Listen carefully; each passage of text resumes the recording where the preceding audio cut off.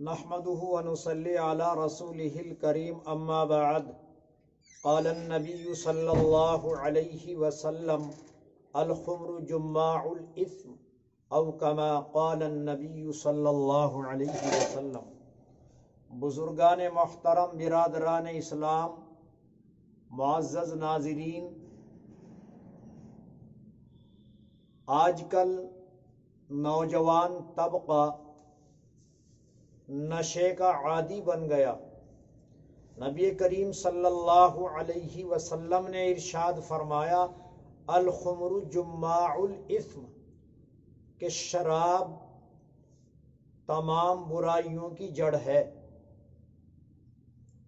پہلے لوگ شراب پیا کرتے تھے، نشہ کیا کرتے تھے، صرف لفظ شراب سننے کو ملتا تھا، لیکن آج کل نوجوان طبقہ اس میک کا استعمال کرنے لگا، بلکہ بہت سے نوجوان تو اس میک کا کاروبار کرتے نظر آتے ہیں اور بھانگ مل مل کر بیڑیوں میں، سگریٹوں میں پیتے دکھائی دیتے ہیں۔ کھیتوں میں، باغوں میں نوجوان طبقہ ہی نہیں بلکہ قریب البلوغ بچے، 12 سالہ، 13 سالہ، 14 سالہ بچہ نشہ کرتا ہوا دکھائی دیتا ہے۔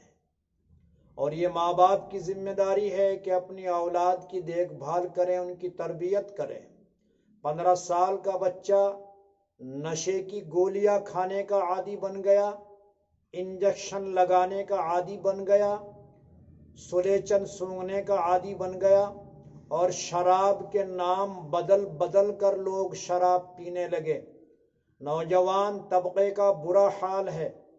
75% نوجوان شادیوں کے موقع پر بیئر پینے لگے، ناچنے کودنے لگے، نشہ کرنے لگے، اور نشہ کرنے کو گناہ بھی نہیں سمجھا جا رہا ہے۔ یاد رکھو، اگر نوجوان طبقہ اسی طرح نشے باز رہا اور نشے میں مبتلا رہا، شراب نوشی میں مبتلا رہا، یا اس میک کا کاروبار کرتا رہا، تو یہ ترقی کا سامان نہیں ہے، یہ تنزلی بلکہ تباہی کا سامان ہے، یہ بربادی کا سامان ہے۔ اس لیے نوجوانوں، اپنی نوجوانی کی قدر کرو، اللہ کی خوشنودی حاصل کرو، یہودیوں نصرانیوں کی طرح اپنی زندگیوں کو برباد نہ کرو۔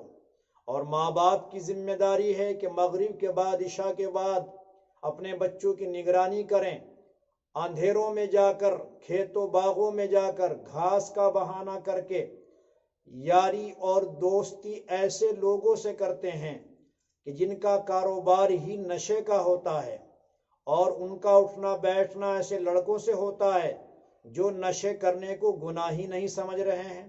اس لیے مسلمان بچوں کو چاہیے کہ ایسے جرم سے توبہ کریں، اللہ سے معافی مانگیں، نمازوں کے قریب آئیں، دین کے قریب آئیں، مسجدوں کے قریب آئیں، علماء کے قریب آئیں۔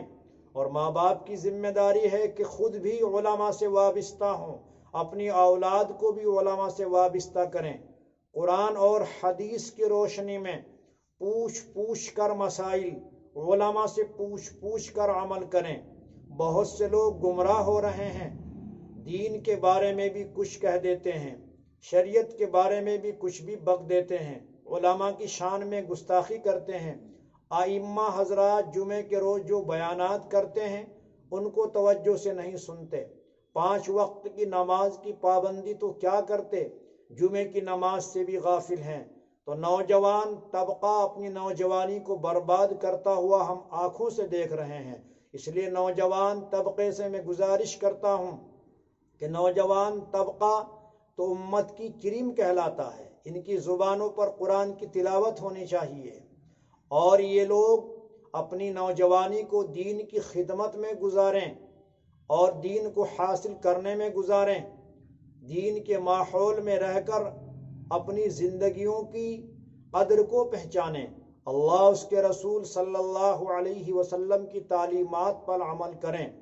میں ان لوگوں سے گزارش کرتا ہوں جو لوگ نوجوانوں کو بگاڑ رہے ہیں اور دین سے الگ کر رہے ہیں، راہ حق سے ہٹا رہے ہیں، بری عادتوں میں ان کو مبتلا کر رہے ہیں اور وہ بری عادتوں میں پختہ خود بھی ہیں اور نوجوانوں کو اس کی طرف دھکیل رہے ہیں۔